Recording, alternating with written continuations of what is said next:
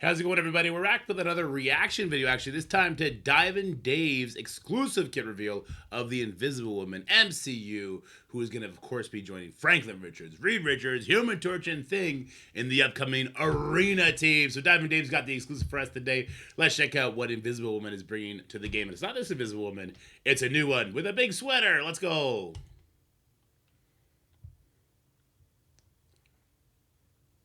Okay.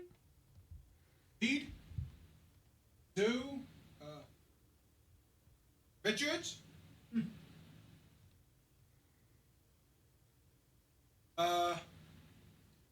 weird, He's floating. here.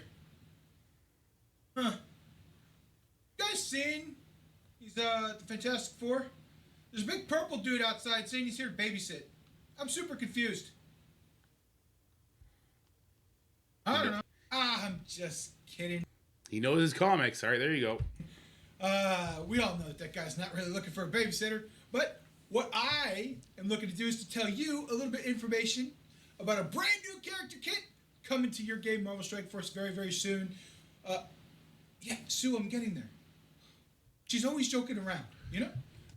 Leave the dad jokes to the professional. I get it, Invisible Woman. Nah, that's funny. Good job. Good job. I like it. I like it. Yes. Okay. I get to tell you about the Invisible Woman from the MCU joining the Fantastic Four MCU team. I can't wait. Just okay. All right. What do you mean? If I don't hurry up, you what? Okay. I get it. No, you don't gotta make me disappear. I get it. Okay. Sure. Good opener. Good opener. All right, Commanders. Are you ready to learn the next tune in the Fantastic Four MCU team that will be here to bring you some arena dominance? Yes, we are. Who said that? That's very, very Is weird. it going to be the whole video? She's I'm invisible freaked out. trolling him? How am I supposed to keep making a video here? What's going on? We can do this. This is very weird. This is very, very weird. I don't feel safe. I need somebody to protect me. It has to be us. All right. Without further ado, there'll be no more stalling or interruptions. I promise you, we're getting right into it.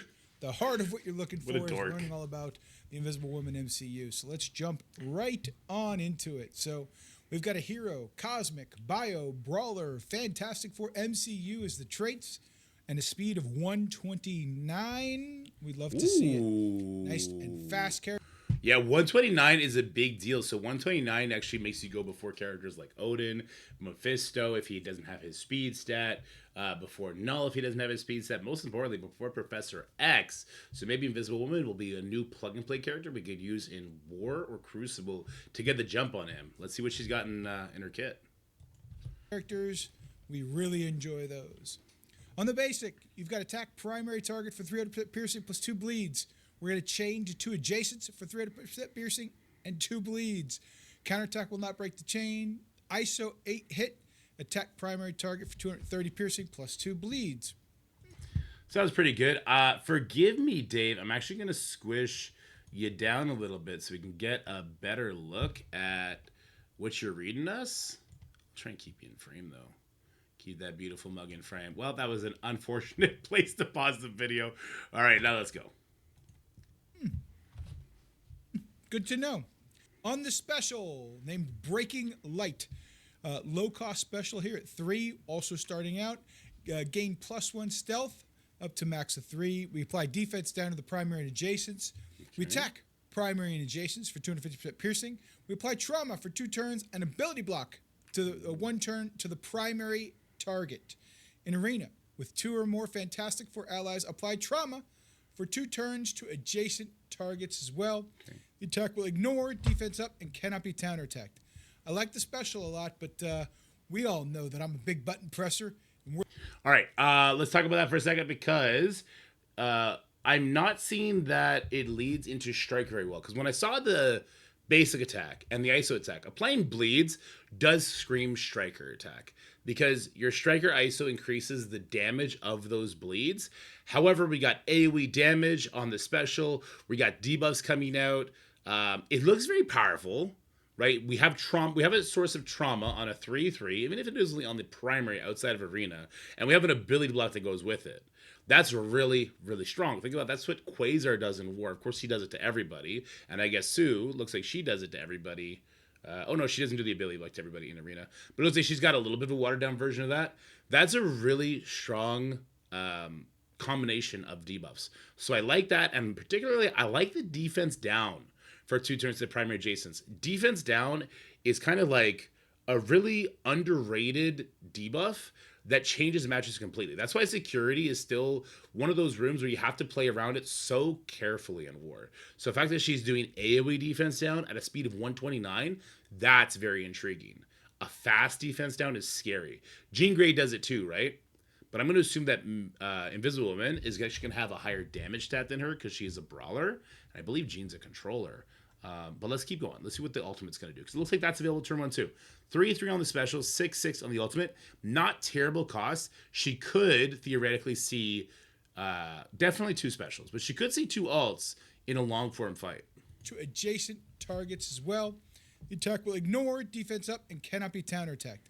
I like the special a lot, but we all know that I'm a big button presser, and we're looking to press those big buttons. Let's see what unseen. Red flag, there's 4 dots, okay? Our ultimates are normally books, so it better be good with those 4 dots. Vortex will bring to the fight. We get to use it right off the bat as well. So the first thing we're going to do is we're going to pull in all enemies up to 2 spaces towards the primary target. We love the grouping effects. Those are fantastic. And we're going to clear all positive effects. Ooh. What? This ultimate's already got me hooked. I'll tell you that right now. It will do 400% damage to all enemies. Defense down for 2 turns. Attack gains an extra 200% focus. Wow, look at that. And then it can't be dodged or counterattacked. Love to see that. Okay, well, let's see if he's going to talk about it. I like the ult already. Let me know how you feel about that in the comments below. Okay, I'll let you know how I feel about it. The ultimate looks really powerful. So this is your Magneto, Polaris, Void Knight. Except unlike those abilities, it's clearing positive effects and it's applying defense down. Now, where this ability will fall off completely is when there are safeguard and immunity on the enemy team. And it's still gonna pull people in. That's still good. But if you don't get that defense down, it's gonna hurt. There's very few characters and team compositions you got to worry about that. Like if you have Mephisto and you have Quasar in the same team, then Mephisto will put safeguard on everybody and Quasar makes them spawn with immunity. So you can kind of have some tricky matchups there. But otherwise, this ability looks great. And once again, I'm really happy with that defense down it's doing on everybody. Let's talk about some characters that will really enjoy this group together. I talked about Quasar. Unfortunately, Quasar and Invisible Woman tied speed. Unless there's some other factor that's going to be changing speed. Actually, I guess there couldn't be unless she's getting speed bars somehow.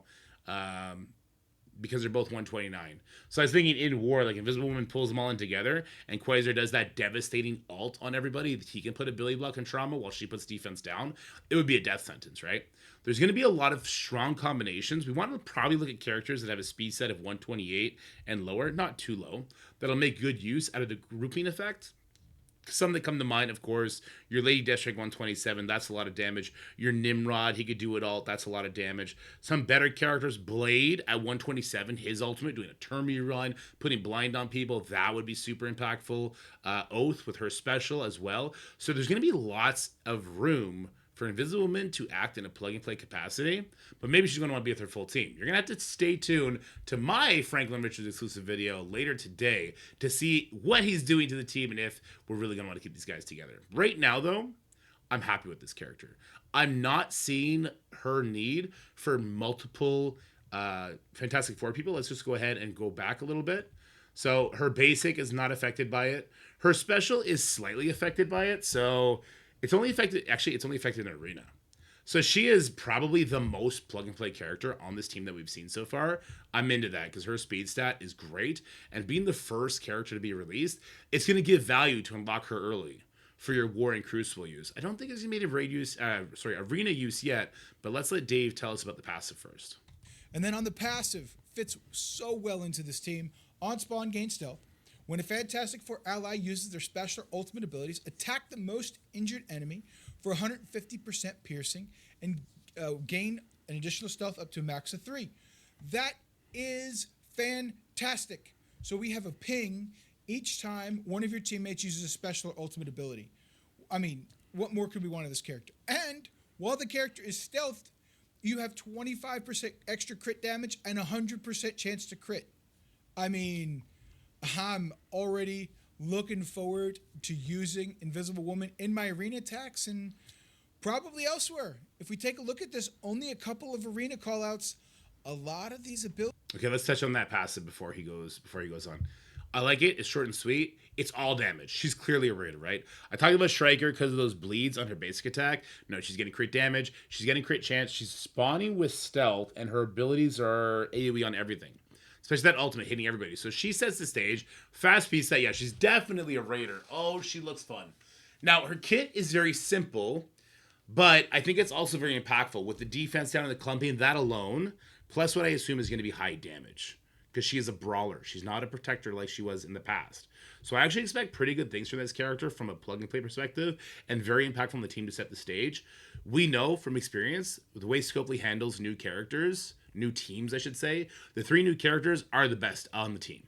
So I would not expect Thing or Fantastic or Human Torch to replace her. And we know that Reed Richards has cause out to need 2 Fantastic Four MCU allies. I'm going to assume that Franklin might as well.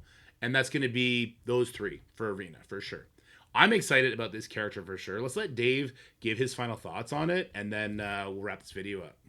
A woman in my arena attacks and probably elsewhere. If we take a look at this, only a couple of arena callouts. A lot of these abilities are going to be very transferable. 129 speed, a grouping ability. I'm thinking we've got plug-and-play options here. Really interested to see what the theory crafters have to say about this. Where do they see it slotting in? You know me and my theory crafting idea. All right, so that's the kit in a nutshell. Let me know what you think down in the comments below. That's great. Again, I'm super excited, ready to use this team and start working around the new arena meta. I can't wait to see how this shakes things up and how the meta will eventually flush out in the coming weeks and months. Yep, as I was saying, what a fantastic kit this is. Please do, by the way, count the number of times I said fantastic in this video and add it to the comments down below. Would love to hear that along with your feedback on Invisible Woman's MCU's kit, and how soon do you plan on picking up these new characters? I can say that if you're interested in seeing the third and final brand new release character of this team, you should probably go check out Dorky Dad Fellow Envoy. Might be some news in the near future. Bye! Shout out Dave. What a dork. Yeah, so I like it. Looks great. Let me try and do this. There we go. So guys, make sure you head on over to Diamond and Dave's channel. I will leave a link to that in the comment section. Give him a sub and make sure you give him a like. The great video. I like Invisible Woman's kit. It's short, it's sweet, it's simple, but it looks like she's going to be a big damage dealer with that highest stat. We got lots of plug and play options.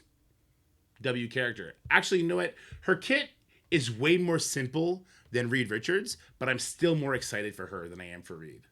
Like, she's probably a character that I will look to the Intel store to at least get up to 5 stars, because as the brawler and as a person who's laying down the defense down, we need a lot from her. We're gonna need a lot of work from her. All right, guys, let me know what you think about the new Invisible Woman coming to the game. Let me know how much you enjoyed Diamond Dave's video. Make sure you go leave him a like and subscribe to his channel, and do that for my channel too. Why not? You got the best Marvel Strike Force content creators, the best creators ever for our game. We are blessed to have that. But for now, guys, stay happy, stay healthy. Have yourselves a wonderful day, and I'll talk to you guys later. Oh yeah, 2 o'clock, Franklin Richards video. Enjoy. That's it for the video, guys. I hope you enjoyed it. If you did, make sure you like, share, and subscribe. Stay happy, healthy, have fun, and I'll see you in the next one.